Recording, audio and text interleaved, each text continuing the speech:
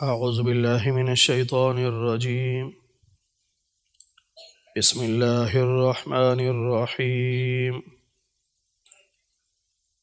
يا أيها الذين آمنوا لا تدخلوا بيوت النبي إلا أن يؤذن لكم إلى طعام غير ناظرين إناه ولكن إذا دعيتم فادخلوا فإذا طعمتم فانتشروا ولا مستأنسين لحديث إن ذلكم كان يؤذي النبي فيستحيي منكم والله لا يستحيي من الحق وإذا سألتموهن متاعا فاسألوهن من وراء حجاب ذلكم أطهر لقلوبكم وقلوبهن وما كان لكم أن تؤذوا رسول الله ولا أن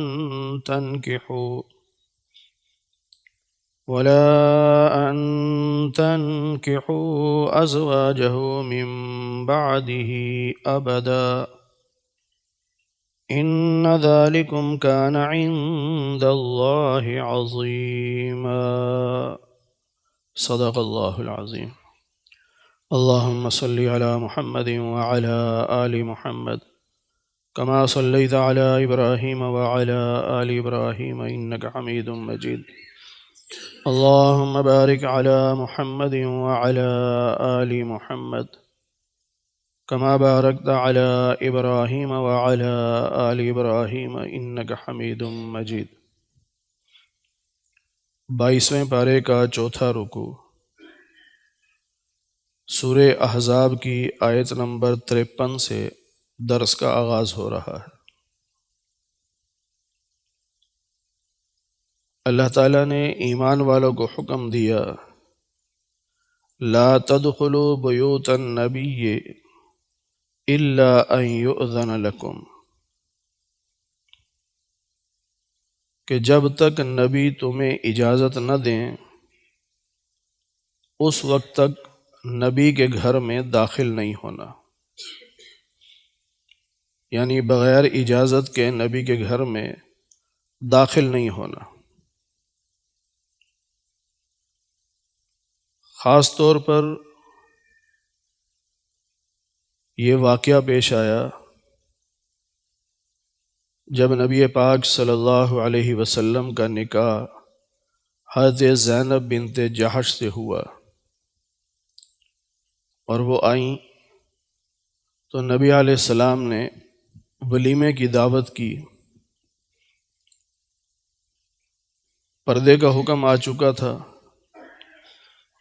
اب چھوٹے چھوٹے کمرے تھے تو حضرت زینب رضی اللہ تعالی عنہا دیوار کی طرف منہ کر کے بیٹھی رہیں اور کھانا پک رہا تھا تو کچھ صحابہ کمرے میں آ کے بیٹھ گئے۔ اب کھانے کے پکنے میں کافی دیر تھی، اب نبی علیہ السلام کو بھی مشقت ہو رہی تھی اور آپ کی بیوی حضرت زینب کو بھی مشقت ہو رہی تھی۔ نبی علیہ السلام نے اپنی زبان سے نہیں کہا کہ بھئی تم باہر چلے جاؤ، ہمیں مشقت ہو رہی ہے، کیونکہ نبی تو بہت اعلیٰ اخلاق کے مالک تھے۔ 2 مرتبہ تقریباً آپ کمرے سے باہر نکلے کہ شاید مجھے دیکھ کر یہ بھی باہر آ جائیں، لیکن وہ نہ سمجھ سکے۔ تو اس کے بعد اللہ تعالیٰ نے یہ آیت اتاری کہ پہلی بات تو یہ ہے کہ نبی کے گھر میں بغیر اجازت کے نہیں جانا، اور کھانے کی نیت سے اور وہاں بیٹھ کر انتظار کرنا یہ ٹھیک نہیں۔ بے شک دعوت پہ بلایا ہے، لیکن کھانے کے انتظار میں گھر میں نہیں بیٹھنا، باہر بیٹھ جاؤ۔ اور جب کھانے کے لیے بلائیں کھانا کھا لو، اور جب کھانا کھا چکو تو فادخلوا، اور جب تمہیں دعوت دی جائے تو داخل ہو جاؤ، جب کھانا کھا چکو تو فانتشروا، پھر وہاں زیادہ دیر نہ بیٹھو، وہاں سے اٹھ جاؤ۔ ولا مستأنسین لحدیث، کھانا کھا کر وہیں بیٹھ کر گفتگو میں مشغول نہ ہو جاؤ، اس لیے کہ یؤذی النبی، نبی کو تکلیف ہوتی ہے، لیکن فیستحیی منکم، وہ شرم کرتے ہیں تمہیں کہتے نہیں۔ نبی کو تکلیف ہو رہی ہے لیکن وہ شرم کے مارے تمہیں کہتے نہیں۔ واللہ لا یستحیی من الحق، اور اللہ تو حق بات کہنے میں نہیں شرماتا نا، تو اللہ تمہیں بتا رہا ہے۔ تو ایک حکم تو یہ دیا کہ بغیر اجازت کے نہیں جانا، اور دوسرا حکم یہ کہ جب بلائیں تو پھر جانا ہے، کھانے کے انتظار میں گھر میں نہیں بیٹھنا، اور تیسرا حکم یہ کہ جب کھانا کھا چکو تو پھر فوراً وہاں سے چلے جاؤ، وہاں بیٹھ کر گفتگو میں مشغول نہیں ہونا۔ چوتھا حکم یہ دیا کہ وَإِذَا سَأَلْتُمُوهُنَّ مَتَاعًا، جب تم نے نبی کی بیویوں سے کوئی چیز مانگنی ہو تو فَاسْأَلُوهُنَّ مِنْ وَرَاءِ حِجَاب، تو پردے کے پیچھے سے وہ چیز مانگنی ہے، یعنی سامنے نہیں جانا بلکہ پردے میں رہنا ہے۔ اس زمانے میں دروازے کم تھے، پردے لٹکے ہوتے تھے، تو پردے کے اندر جا کے چیز مانگنا نہیں، باہر رہو، پردہ لٹکا رہے اور پھر چیز مانگو۔ یہ پردے کا حکم آ گیا تھا۔ اللہ کہتے ہیں کہ اس طرح تمہارے دلوں کی بھی پاکیزگی ہے اور ان کے دلوں کی بھی پاکیزگی ہے۔ آج لوگ کہہ دیتے ہیں نا جی دل صاف ہونا چاہیے، پردہ کیا ہے؟ دل صاف ہونا چاہیے۔ کیا نبی کی بیویوں سے زیادہ دل صاف ہے ہماری عورتوں کے؟ کیا نبی کی بیویوں سے زیادہ دل صاف ہے؟ یا ہمارے مردوں کے دل صحابہ سے زیادہ صاف دل ہیں؟ نبی کی بیویوں سے زیادہ پاکیزہ کوئی عورت نہیں، اور صحابہ سے زیادہ پاکیزہ کوئی لوگ نہیں۔ جب رب ان کو حکم دے رہا ہے کہ پردے میں رہنا ہے، تو پھر آج ہم کون ہیں جو پردے کا انکار کریں؟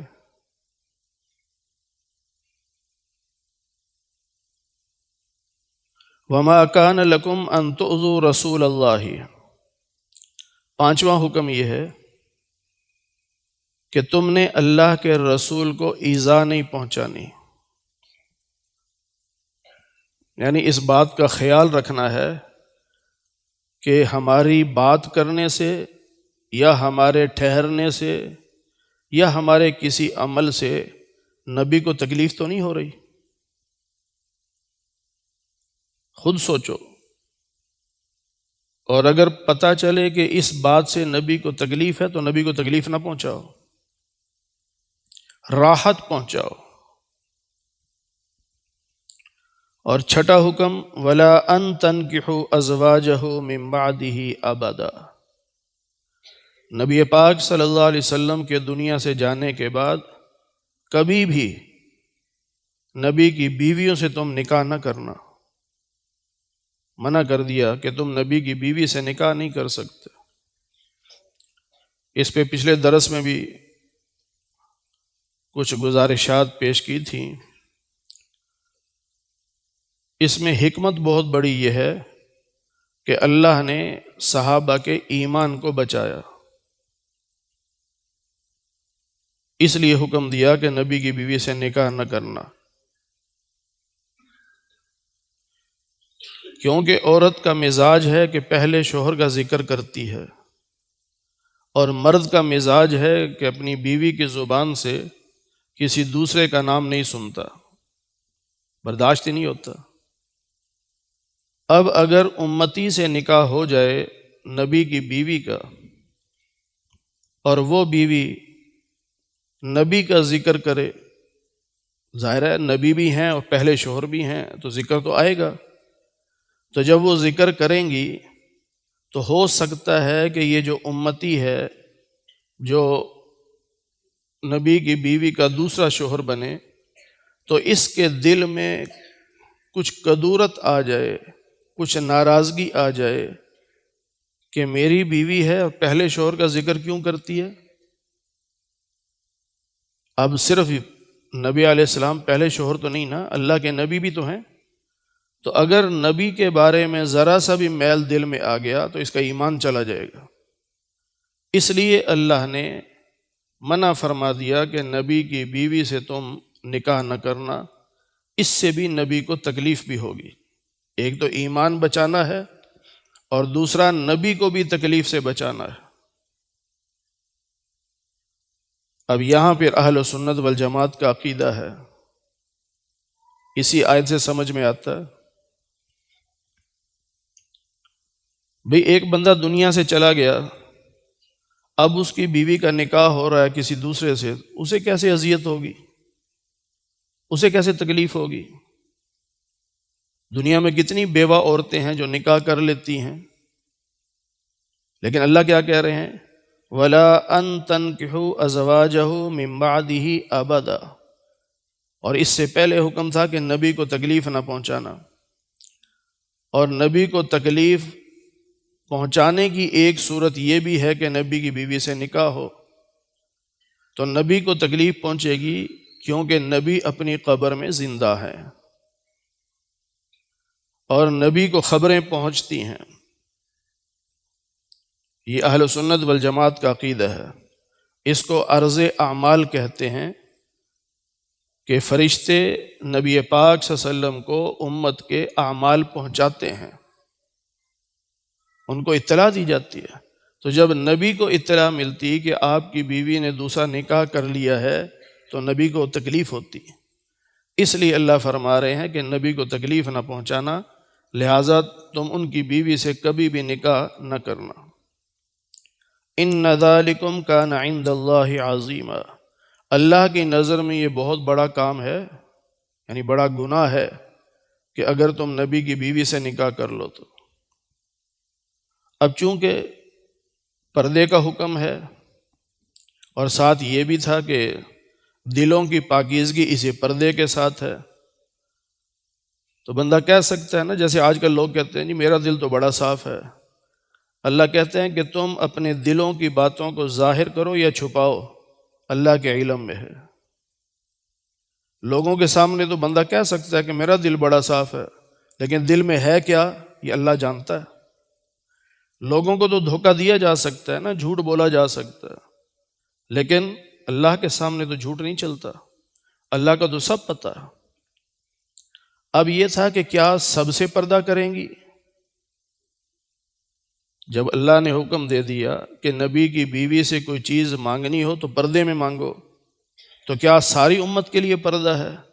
اللہ کہتا ہے نہیں، نبی کی بیویوں کے جو والدین ہیں، والد یعنی نبی کے سسر، اس سے پردہ نہیں ہے، ظاہر بیٹی ہیں اسے تو پردہ نہیں، اسی طرح جو بیٹے ہیں ان سے ہی پردہ نہیں، بھائی ہیں، بھتیجے ہیں، بھانجے ہیں یا عورتیں ہیں، ان سے پردہ نہیں ہے، یہ جا سکتے ہیں گھر میں۔ وَلَا مَا مَلَكَتْ أَيْمَانُهُنَّ، اور جو باندیاں ہیں ان باندیوں سے بھی پردہ نہیں ہے، لیکن اگر غلام ہو تو غلام سے پردہ ہے۔ عورت نے غلام خریدا ہو تو اس کے خریدنے سے وہ اس کے لیے حلال نہیں ہوتی، وہ اس کی مالکن ضرور ہے، اس کو بیچ سکتی ہے، اس سے خدمت لے سکتی ہے، گھر کے کام کاج کروا سکتی ہے، لیکن اس سے پردہ پھر بھی کرے گی۔ واتقین اللہ، اللہ سے ڈرو، ان اللہ کان علی کل شیء شہیدا، اللہ تعالیٰ ہر چیز پر گواہ ہے، نگران ہے، اللہ کو سب پتہ ہے، سب اللہ دیکھ رہا ہے۔ ان اللہ وملائکتہ یصلون علی النبی، اللہ اپنے محبوب پر رحمتیں اتارتا ہے، فرشتے دعائے رحمت کرتے ہیں نبی کے لیے۔ یا ایھا الذین آمنوا، اے ایمان والو، صلو علیہ، تم بھی نبی کے لیے دعائے رحمت کرو، وسلموا تسلیما، اور ان پر سلام بھی پیش کرو۔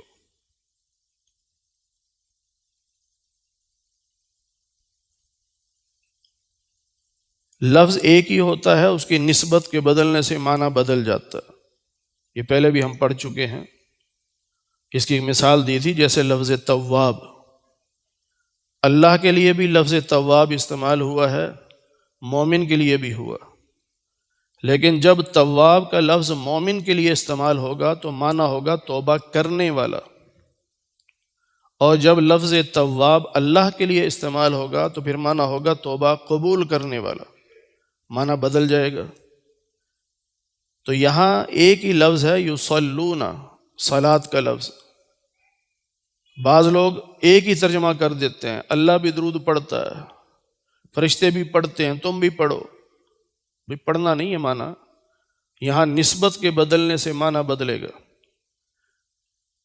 جب یصلون یعنی صلاۃ کی نسبت اللہ کی طرف ہوگی تو معنی ہوگا کہ اللہ رحمتیں نازل کرتا ہے اور فرشتے دعا کرتے ہیں، تو ایمان والو تم بھی دعا کرو۔ اور یہی وجہ تھی کہ صحابہ نے پوچھا نبی پاک صلی اللہ علیہ وسلم سے کہ اللہ تعالیٰ نے یہاں دو حکم دیے ہیں، صلاۃ اور سلام۔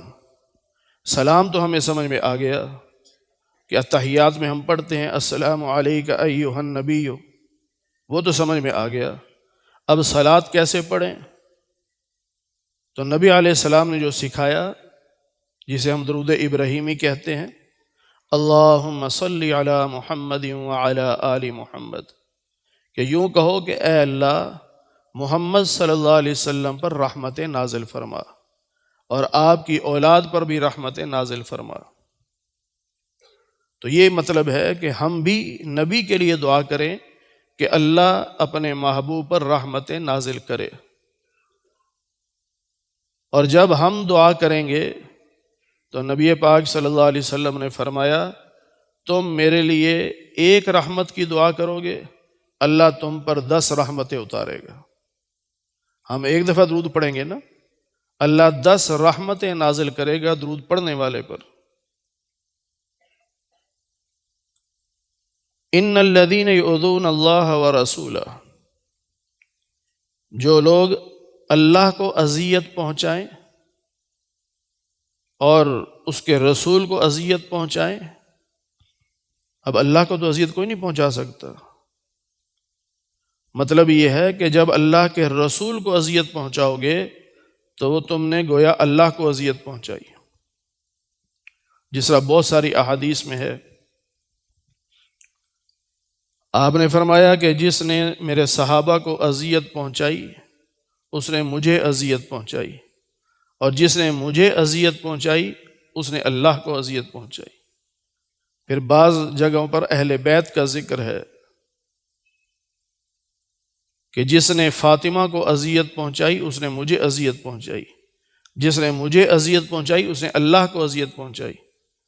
تو اللہ کو جو اذیت پہنچائے یعنی اللہ کے رسول کو اذیت پہنچائے تو لعنہم اللہ فی الدنیا والآخرہ، ایسے لوگوں پر دنیا اور آخرت میں اللہ کی لعنت ہے۔ جو زبان سے نبی پاک صلی اللہ علیہ وسلم کو اذیت پہنچا رہا ہے، تکلیف پہنچا رہا ہے، گستاخی کر رہا ہے آپ کی، آپ پر الزام لگا رہا ہے، یا آپ کی شان میں کمی کر رہا ہے، تو یہ اذیت پہنچا رہا ہے نا۔ تو جو اذیت پہنچائے گا نبی کو اس پر دنیا میں بھی لعنت ہوگی، آخرت میں بھی لعنت ہوگی۔ وَأَعَدَّ لَهُمْ عَذَابًا مُهِينًا، اور ان کے لیے ذلت والا عذاب ہے، کیونکہ رسول کی گستاخی یہ کفر ہے، تو جو رسول کی گستاخی کرے گا وہ کافر ہو جائے گا، اور کافر کے لیے جو جہنم کا عذاب ہے وہ عذاب مہینہ ہے، ذلت والا عذاب۔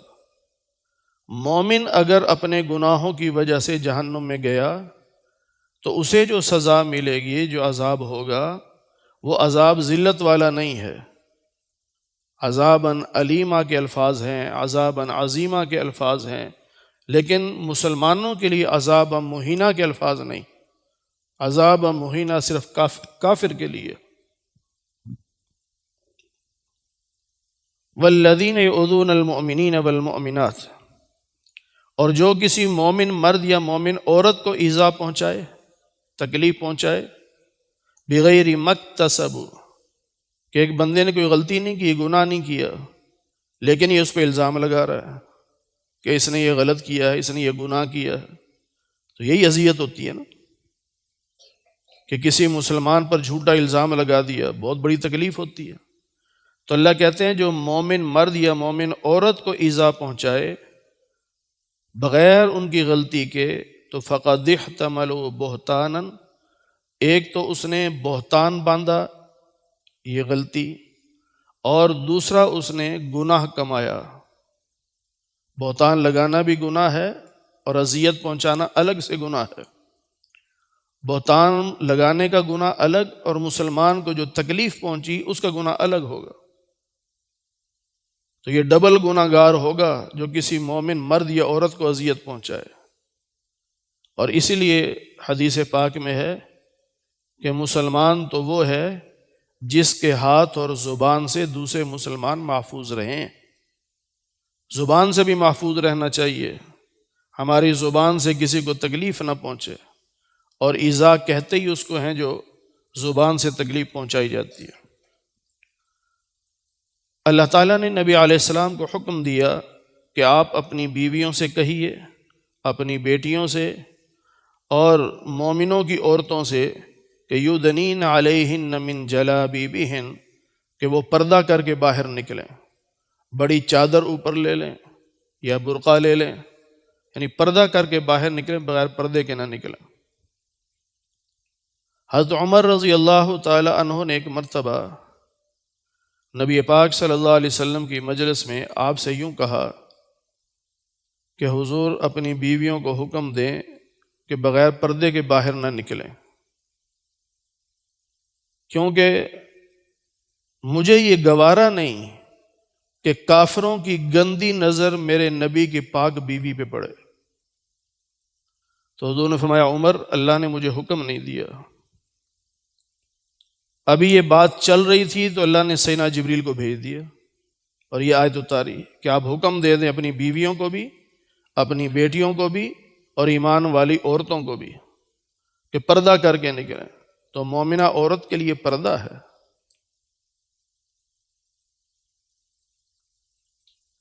اب یہاں ایک بات اور سمجھنے کی ہے کہ وَبَنَاتِكَ، بنات یہ جمع کا لفظ ہے۔ شیعہ حضرات کہتے ہیں کہ نبی کی ایک ہی بیٹی تھی، حضرت فاطمہ، بس۔ حضرت زینب، حضرت رقیہ، حضرت ام کلثوم، ان تینوں بیٹیوں کا وہ انکار کرتے ہیں، کہتے ہیں نبی کی بیٹیاں نہیں ہیں یہ۔ اور پھر ان کا آپس میں بھی اختلاف ہے، ان کی ایک بات تو ہے نہیں۔ بعض ان کے علماء کہتے ہیں کہ حضرت ختیجہ رضی اللہ تعالی عنہا جب نبی پاک کے نکاح میں آئیں تو کنواری تھیں، ایک ہی بیٹی پیدا ہوئی حضرت فاطمہ، بس۔ اور انہی کے لوگ مانتے ہیں، بعض علماء کہتے ہیں کہ نہیں، 2 دفعہ بیوہ ہو گئی تھی آپ، جو اہل سنت کا موقف ہے کہ حضرت ختیجہ کی 2 مرتبہ شادی ہوئی، 2 بچے ہوئے، بیوہ ہوئی دونوں مرتبہ۔ پھر تیسرا نکاح ہمارے نبی علیہ السلام سے کیا اور اللہ نے اس سے 4 بیٹیاں عطا فرمائیں، 2 بیٹے عطا فرمائے۔ لیکن وہ کیا کہتے ہیں کہ حضرت خدیجہ سے نبی علیہ السلام کی ایک ہی بیٹی پیدا ہوئی، 3 بیٹیاں یہ پہلے شوہروں سے ہیں، وہ یوں کہتے ہیں۔ جبکہ اہل سنت والجماعت کا موقف یہی ہے کہ نبی پاک صلی اللہ علیہ وسلم کی 4 بیٹیاں ہیں اور 3 بیٹے ہیں، 2 بیٹے حضرت خدیجہ سے اور 1 بیٹا حضرت ماریہ قبطیہ سے۔ اب قرآن جب جمع کا لفظ بول رہا ہے کہ اے نبی اپنی بیٹیوں سے کہہ دیجئے، اگر بیٹی ایک ہوتی تو پھر جمع کا لفظ تو نہ ہوتا نا، پھر تو یوں کہا جاتا نا اپنی بیٹی سے کہہ دیں۔ تو جب اللہ کہہ رہے ہیں اپنی بیٹیوں سے کہہ دیں تو اس سے کیا پتہ چلا کہ نبی کی کم از کم 3 بیٹیاں ہیں. جمع کا لفظ 3 کے لیے ہوتا ہے نا، تو 3 سے زیادہ بیٹیاں ہیں. تو ہمارا موقف ٹھیک ہے کہ 4 بیٹیاں ہیں آپ کی. اور پھر حکم یہ ہے کہ پردہ کر کے نکلو تاکہ لوگ پہچان لیں اور انہیں تکلیف نہ پہنچائیں. پہچان لیں کیا مطلب؟ بعض لوگ جو قرآن اپنی مرضی سے سمجھتے ہیں نا، وہ پھر غلط فہمی کا شکار ہو جاتے ہیں. مجھے ایک نوجوان کہنے لگا کہ آپ کہتے ہیں جی پردہ کر کے نکلیں، اور اللہ کہہ رہے ہیں کہ یہ باہر نکلیں تاکہ لوگ پہچان لیں. اگر پردہ کر کے نکلیں گے تو کیسے پہچانیں گے؟ جب پہچانیں گے تو تکلیف نہیں پہنچائیں گے. اب یہ اپنی عقل سے سمجھ رہا نا قرآن کو. بھئی پہلے وہاں کے حالات سمجھو. عرب کا رواج یہ تھا، جو آزاد عورت ہوتی اس کو اذیت نہیں پہنچاتے تھے. جو کسی کی باندھی ہوتی تھی اسے چھیڑ چھوڑ لیتے تھے، باتیں کر دیتے تھے. جس طرح گھروں میں نوکرانیاں ہوتی ہیں اس طرح باندیاں ہوتی تھیں. تو باندیوں کے لیے پردہ بھی نہیں تھا، اور باندیاں جو ہیں وہ آ جا رہی ہیں تو لوگ ان کو جملے بھی کس دیتے تھے، کوئی بات کہہ دیتے تھے. تو اللہ نے حکم دیا کہ جب آزاد عورت ہوگی اور وہ پردہ کر کے نکلے گی تو پردہ دیکھ کر وہ سمجھ جائیں گے کہ کسی کی باندھی نہیں ہے، یہ آزاد عورت ہے، لہٰذا اس کو وہ اذیت نہیں پہنچائیں گے. یہ پہچان برقعے سے ہوگی، پردے سے.